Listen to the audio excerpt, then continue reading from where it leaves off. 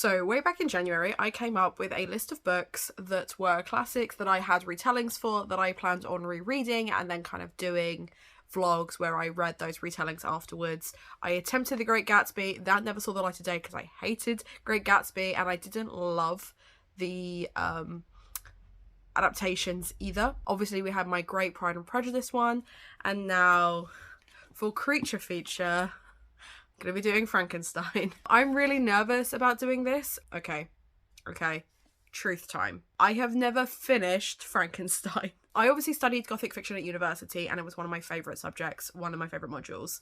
Frankenstein was not my favourite book to read. I didn't enjoy it then. I'm terrified that I'm not going to enjoy it now, but it has been some time. I know the general gist of the story. For example, I know that Frankenstein is the doctor, not the monster. I know that this is one of the original sci-fis ever written, first proper sci-fis, and was written by a woman. We love to see it. I know that it is a real complex story about the difference between morals and science, and whether just because we can do something we should. That's a Jurassic Park reference. But I remember really struggling with the density of this book, which is silly because the actual story is only 200 pages long. I just didn't enjoy it. I think I had Dracula that I adored, Jekyll and Hyde, which I also loved, and even Castle on Otranto is nice and short. I think because this was just the chunkiest. I do also think that one of the issues was I did not like my lecturer very much, and she fucking loved Frankenstein, so I just didn't really give it the time of day. But because I'm a gothic bitch, and because I love books, this was gifted to me years ago, and I never read it. Again, like I said, I think I put it on Goodreads as a 3 to 4 stars, just because I think people like it, but this is way back when, before I did YouTube and stuff. I have not touched this since. I have TBR'd it a couple of times and I've never read it, so it is technically still on my TBR. Never finished it. Now could be the time. And as if that's not difficult enough, just reading the original creature feature, I also have 2 retellings that I would like to read off the back of this to see where those references are, if I prefer the retellings, if I prefer the original, same as I did with Pride and Prejudice, right? So the first one is the Junji Ito Frankenstein, which is probably going to be more of a horror. Now this is going to be my first Junji Ito. I struggle in general with manga. I just don't find it as easy to read as graphic novels. I've just not practiced enough, but I really just generally struggle with it. But I am really looking forward to seeing it in a more horror style than a classic or classic sci-fi. So we're gonna give this a go. Genuinely terrified, but this is one of the books that I bought this year, so I need to read it. I need to clear it off my shelves. And then another book that I've got is one that I believe Olivia unhauled to me, which is Frankenstein, which is another retelling, but I believe this is more of a gender swapped, potentially sapphic one. Have I pulled that out of literally nowhere? Terrifying that it's set during Brexit Britain. Oh, transgender, so it's not sapphic. There we go. So it's transgender. And yeah, so it's going to be interesting, especially in relation to Rishi Sunak's comments this week. Don't love that, but maybe now is the time when it's most important. So I'm going to be doing this one as an audiobook just so I can burn through it and try and get that ticked off, because it's the one that I'm most concerned about. I will then probably do the manga, and then I will finish with Frankenstein, because I think this will take me longer just because I will be reading it as a hardback rather than doing it as an audiobook. So starting with 2 quick ones and then a slightly longer read towards the end. So yeah, I'm gonna go give Frankenstein a go. I obviously have work to do because I always have work to do. That's always how I wrap up the first part of the wrap up. I have work to do. I also need to go and do a food shop and just generally sort my life out. If I sound gravelly to you, I am still working on getting a shot of this cold. It is not budging. It has been over a week now and it needs to just fuck off. So yes, I'm not sure how long this vlog will be because it will absolutely depend on how long it takes me to read these books and how many thoughts that I have. But I imagine I will get this finished today. I need to be finishing a book a day to hit my Goodreads goal for the end of the year. So you will probably see me wrap up other books in between these because I will need to for palette cleanser reasons. But I have basically the entire house to myself for the next 3 days because both my flatmates are working. I've got a lot of time. I've got plenty of time to get work done, to get reading done, etc. I'm going to be on Olivia's craft show tomorrow, and then I've got reading sprints on Sunday, of which I will either pick up one of these or something else. I also need today to get read my chapters for the Gothic along. We are reading The Daughter of Dr. Moreau in October, and then the live show is the 14th of November. So I need to get started on those. Even if I don't hit all of the chapters, I need to read some of it. So that is also on my to-do list. But we'll start with this one. We'll see how we get on, and then I'll come back to my chapters later. But I might see, because it is literally only 200 pages long, I might see how I feel halfway through and like give you some thoughts. Or I might just wrap it up at the end and tell you, because, to be honest, I don't consider talking anything about this spoilers. This book is hundreds of years old. So, it's hundreds of years? I feel like it's hundreds of years old. I feel like it came out in the 1800s. Yeah, 1818. So, literally hundreds of years old. You have no excuse. I don't want to hear it. I don't want to hear it. Spoilers don't exist in this book. So, this one, and maybe even this one, I will try and avoid spoilers. But this one, no. You're going to get all my thoughts. So, I'm going to go do that, get some work done, and I'll see you in a bit. So I have literally in this moment just finished Frankenstein. I know I said I was going to try and finish it on Saturday. I did not, but I'm not like mad at myself for not finishing it then. I had like a couple of other things I wanted to do, and like I said at the start of this vlog, I'm planning on reading like multiple things throughout. But I finally finished the audiobook for Frankenstein, and I have thoughts. It is, okay, fundamentally it is a Gothic, so there are always going to be things in the Gothic trope list that I adored. I like the fact that it starts out as like a collection of letters from this seemingly unrelated character who is kind of like witnessing it secondhand. It gives it that very classic ghost story style that then obviously became very, very popular in the Victorian era. And I feel like there is a lot of that like Mary Shelley is really drawing on. I think this is 1818, isn't it? I think this came out. Oh, I was right, 1818. So it is kind of like that very early Victorian kind of Gothic. I can see that Mary Shelley spends a lot of time with really angsty boys.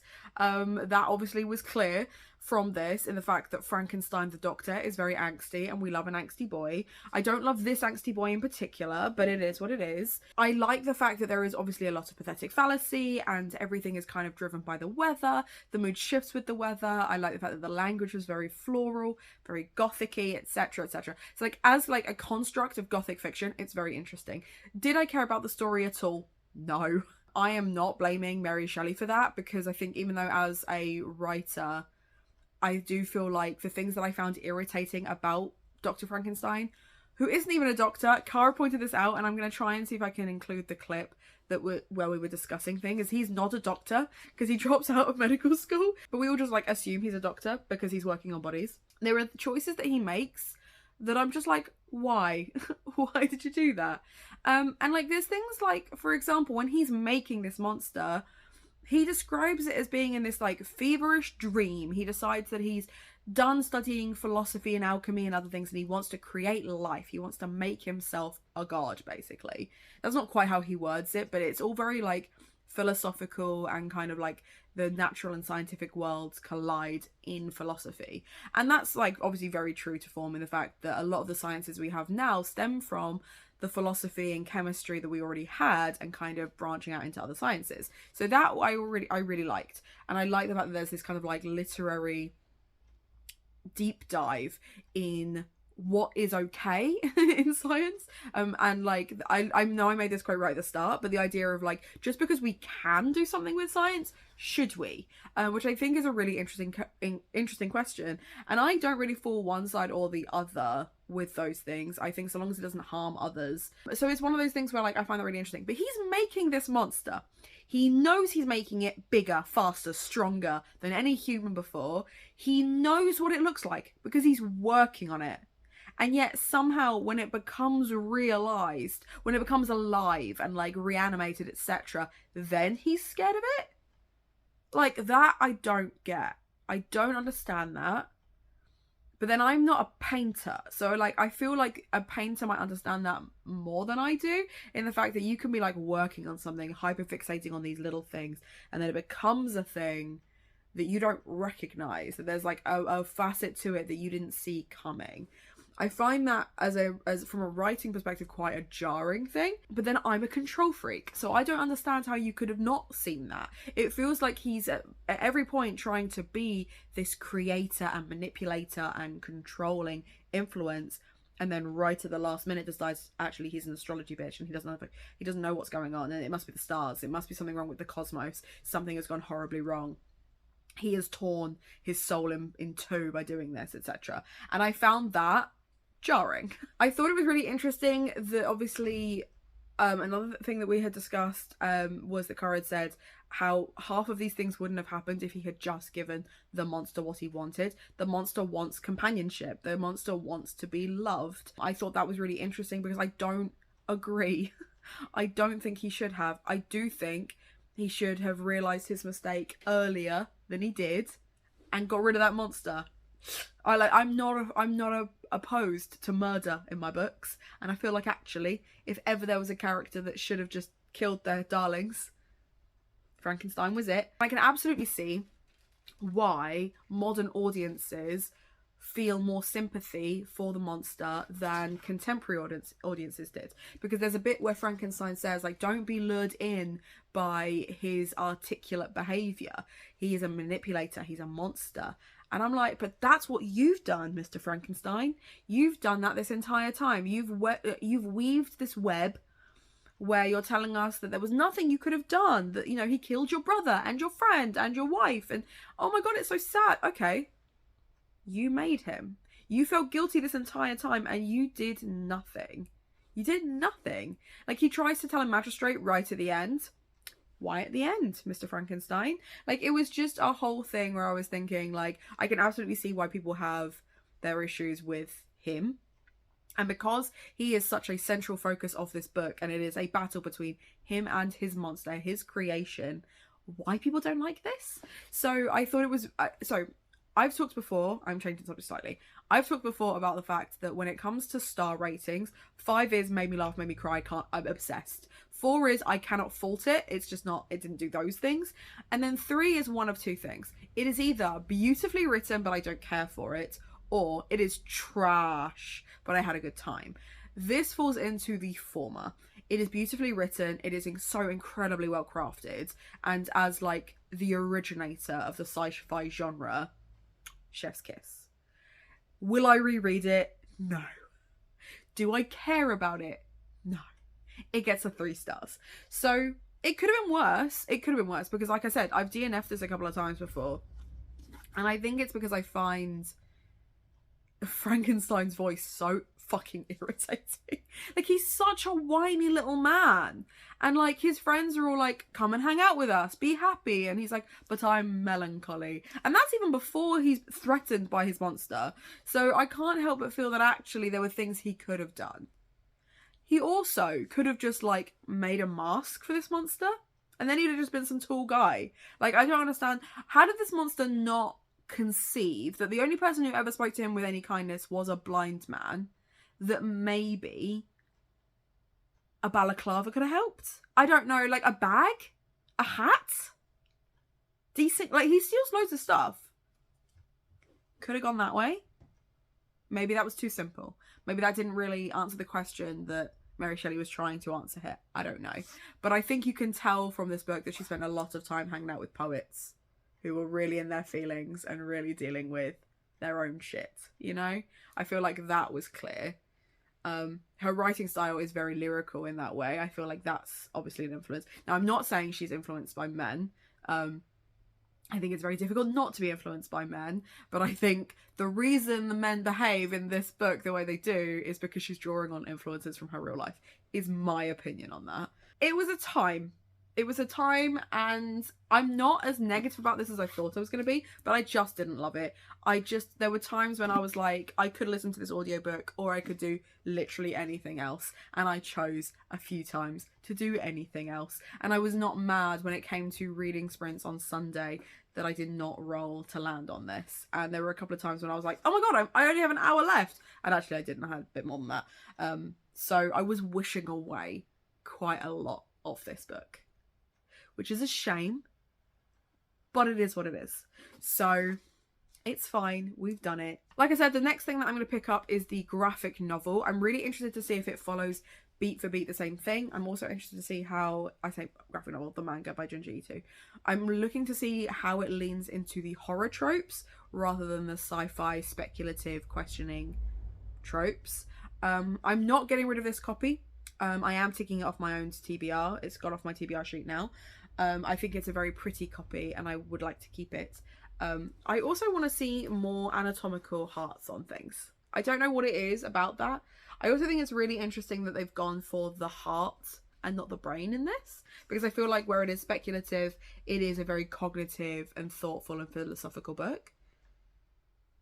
But that's just my thoughts. Anyway, that's neither here nor there. So I'm going to do the manga next. I do have work I need to do, but I have the house to myself again today.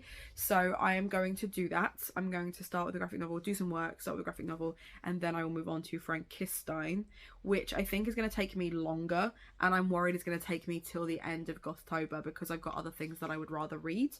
But who knows? If I really enjoy it, I might devour it. Who knows? But this is one of the vlogs where I'm like, I am determined to finish it, because there's been a couple, like I said, like the Great Gatsby one, for example, that I just haven't finished, but I have. So anyway, right, I'm gonna go do some work, and when I've read maybe the first couple of pages of Frankenstein by Junji, I will give you my thoughts then.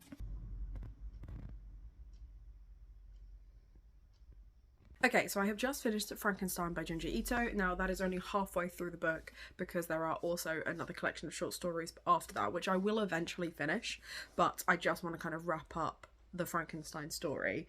Now, this had a really strong start in the fact that it's almost verbatim the original story, but what I really liked is the fact that it doesn't shy away from making the monster an actual monster. He is a lot less likable in this. Frankenstein is no more or less likable. He's still, because we're not in his head, we're not hearing it from his perspective, we're watching it almost as like a third party sat on his shoulder or witnessing it from Walton's perspective. He is not as wet a drip as he is in the original, but he still has these like issues with what he has created and this monster he's created. Now visually, I can see now, I had questions obviously in the original, why when you're working on this thing, how you could not see that it was a horrendous thing you were making. I really liked the difference in graphic from when the monster is all wrapped up in its bandages versus what is revealed when it becomes the monster. And I really like that there is a visual shift and you can see Frankenstein realizing the mistake that he's made. What I thought was really interesting about this one is where they changed the story. So in this one, he does continue to make the female version of the monster, and he does so because his friend Henry convinces him to do so.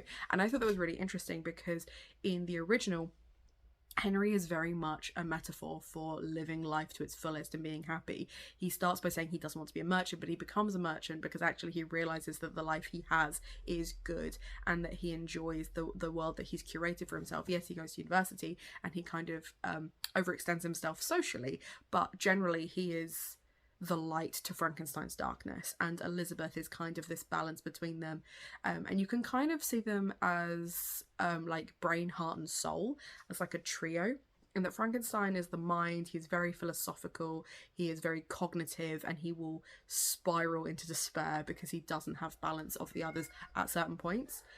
Elizabeth is the soul. She cares very much about everybody, and Henry is the heart. He's the kind of moving catalyst and gets everything moving. So it's really interesting that he then becomes, I know, Hamlet, he then becomes a partial villain in this, in the fact that he encourages Frankenstein to make the female version of the monster. It then kind of reverts back to its like original story, in the fact that the female monster does not work out. She attacks Frankenstein and his monster, and the monster then tears her to pieces, which I thought was really interesting, and is one of the things that makes him a monster again, is because he was so lonely, and yet at this Hamlet, why are you crying? Why are you crying? Is it because I won't let you eat your brother's dinner? Is that why? I've put a stool in front of the door so that he can't get to his brother's dinner, because he keeps eating his and then everybody else's. So you can wait. You can wait a couple of minutes. You're not going to starve. Yeah, I thought that was really interesting because The monster in the original is sympathetic because he really wants this companion. And then in this version, he sees his companion as a threat. She attacks him because, having just been born, she's very angry and she's very confused and she can't speak yet, and is very much in the same state of mind that he was in. He has no form of like empathy. There's no capacity for empathy there, which I thought was really interesting. I also thought it was really interesting that in this one, Frankenstein spends a lot more time at the cemetery and is collecting the body parts, whereas that is kind of like glossed over in the original, as to where he's getting these body parts from and how he makes them. He also says that his monster is 8 foot tall because that's how it's described in the book, but in this he looks more like 12-13 feet tall. Like, he is huge, like he takes up an entire room, and she is as ferocious as him, but he, like, the monster like kills her and like dispatches her, and then the whole thing starts again, and he believes Frankenstein has done this to hurt him. So that's what makes him go off on his killing spree, as opposed to a punishment for Frankenstein's inactions, which is the case in the original. I thought it was a really interesting take. Like, I didn't hate it. It was one of those ones where I don't know if I enjoyed this more. I mean, I am reading it straight after the original, so it makes it very difficult for me to, like, as fully engage with the story as I'd like, just because I've literally just read it. But that's on me and making this particular kind of content. Like, that's the choice that I've made there. I think if you're looking for like a Frankenstein story but you don't want to read the classic, this is a very honest adaptation, except for those things where I've mentioned it differs, and I don't think that's a bad adaptation. I think that's far more suited to making it a horror. Frankenstein and his monster are as bad as each other. It's interesting that they vilify Henry in that way, but everything else is pretty much beat for beat the same. We still see that Justine struggles. We still see him, the monster, struggling to empathize with the family. Yeah, that was all kind of like exactly the same. It was just his response to the female counterpart. And I do wonder if it was necessary. It feels like it might be quite a misogynistic take on it, in the fact that the first time the woman like stands up for herself and literally stands up, not only is she drawn to violence because she's a monster, the monster destroys her because he views her as a threat. I thought that was quite interesting.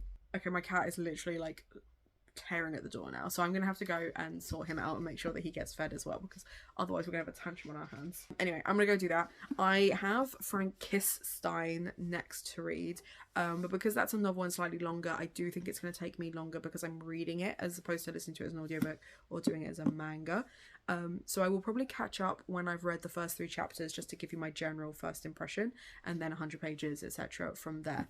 So when I get a chance to read that and catch up with you, I will, but in the meantime, have some sparkly b-roll of what I've been up to for the last couple of months.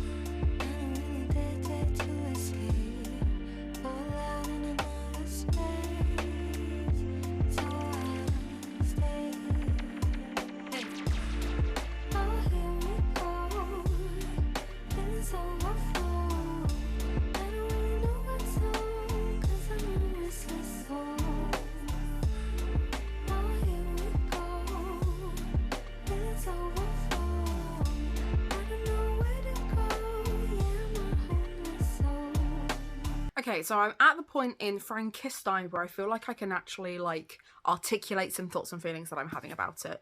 So I started this book kind of not knowing very much about it, other than the fact that it was a trans rep version of Frankenstein.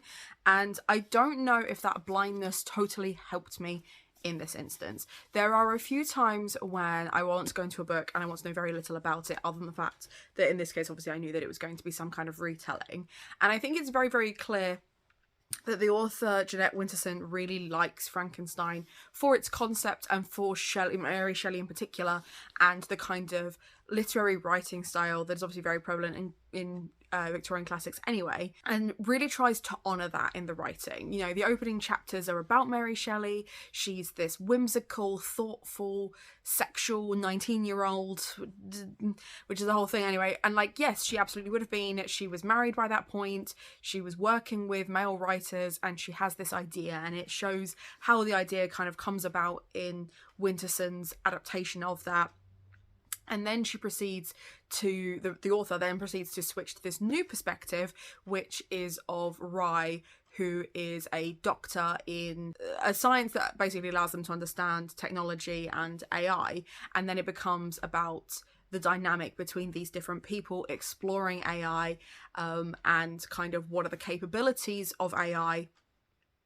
Some certainly more crass than others. It's very divisive. It's really interesting because after a while, I think I can actually pinpoint where I got to. I think I got to like page 40 or 50, where I was starting to get a vibe, and I thought, I'm just gonna have a look at the reviews. I'm just gonna see what the general gist and response to this is, because I feel like there are microaggressions that I'm picking up, and I don't know if I'm just being hypersensitive to it, or if it is actually microaggressions, or if it's on purpose. Like, is it something that the narrative voice is trying to highlight, or is it something that the author is not aware of?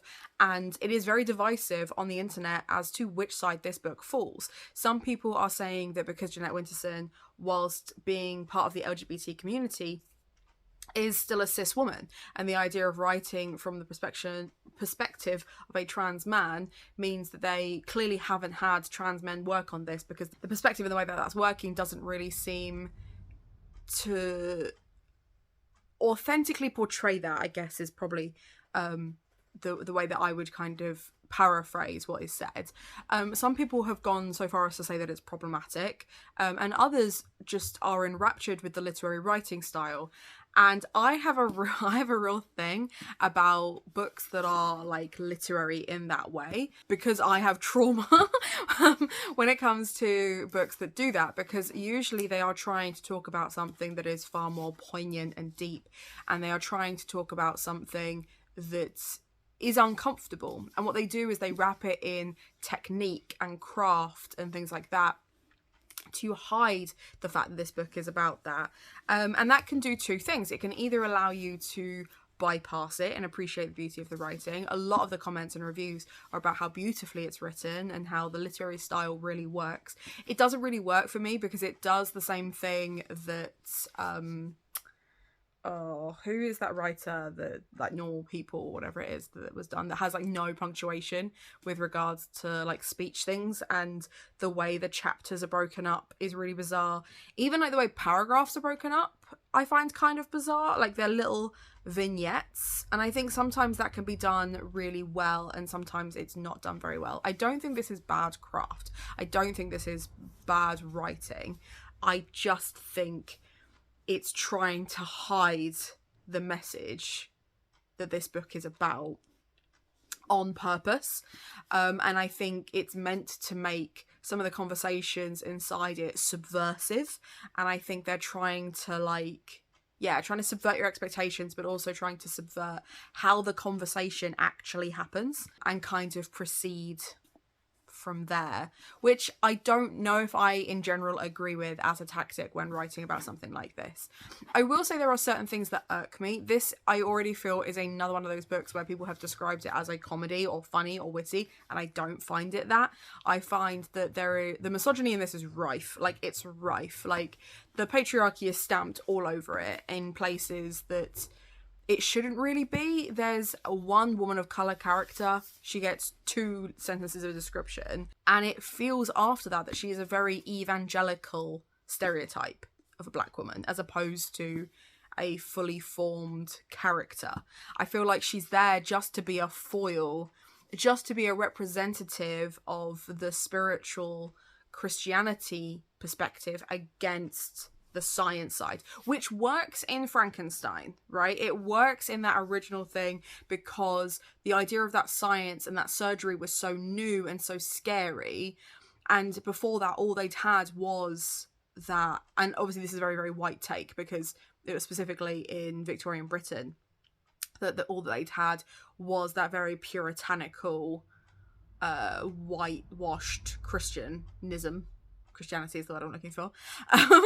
And I think it works there. I think it is interesting in this modern world because they're in America, and there are a few isms where the stereotypical Americans are very stereotypically American in the fact that they haven't seen Egypt, but they have been to Vegas, and that's basically like Egypt. It's very like, and like there was a phrase that was like, it's very like Egypt, or it's very true to Egypt, which I thought was really interesting. And I think there's a lot of moments like that can be taken either way. They can either be seen as a criticism of the world and how we respond, not just to artificial intelligence, but how we respond to things that make us uncomfortable or are unfamiliar to us, the new, the weird, the obscene.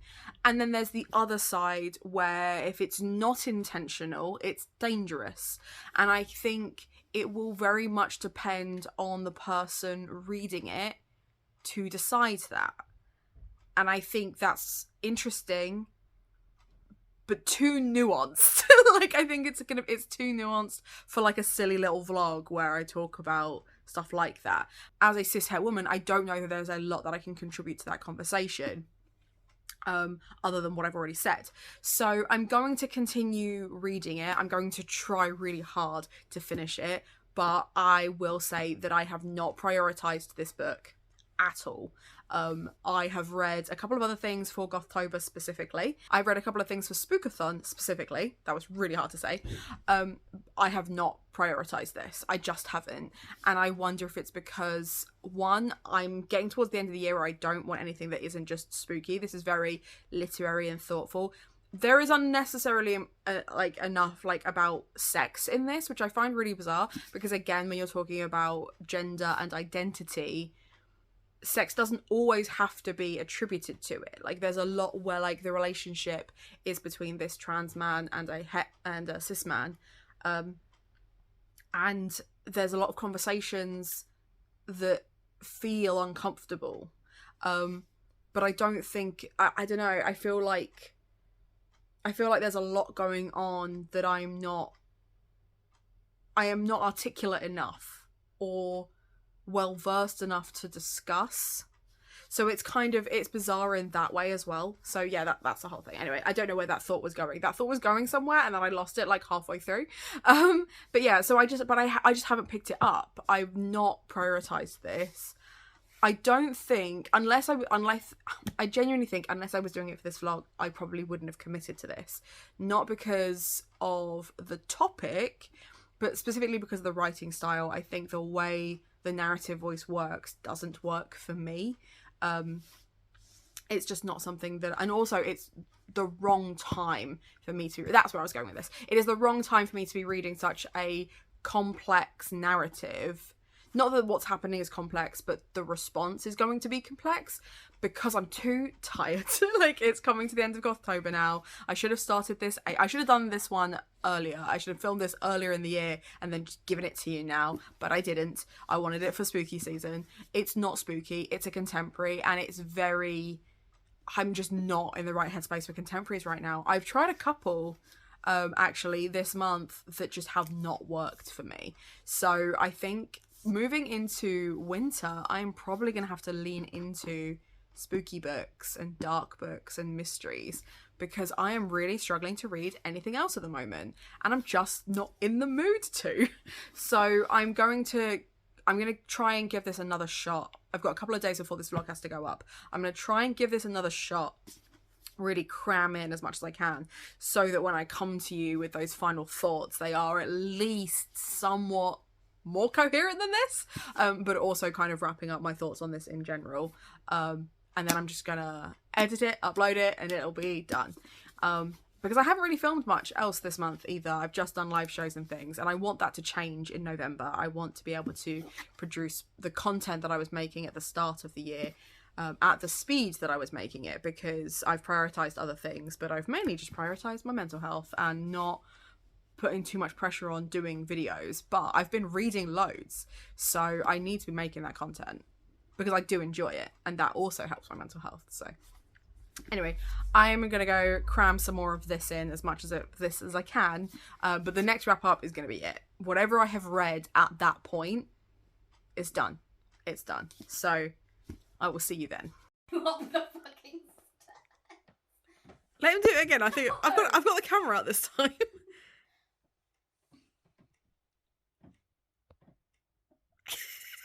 He's not gonna do it now because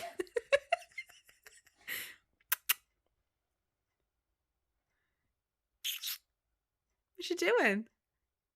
He doesn't know, Hannah. He really doesn't. What are you doing, buddy?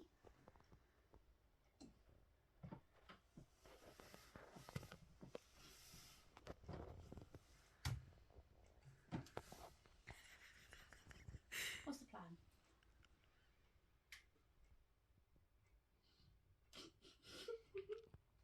Blue, what's the plan, bud? What's the problem? What is the problem? Hey?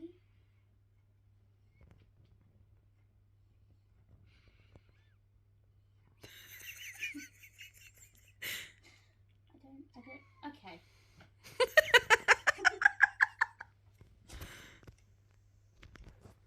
I just don't understand what the problem is. Buddy, what's the plan?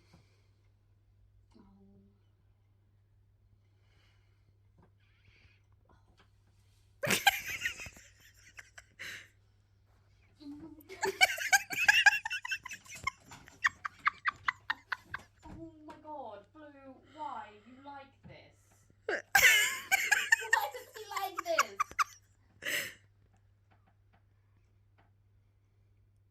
Yeah, you're stuck now, aren't you?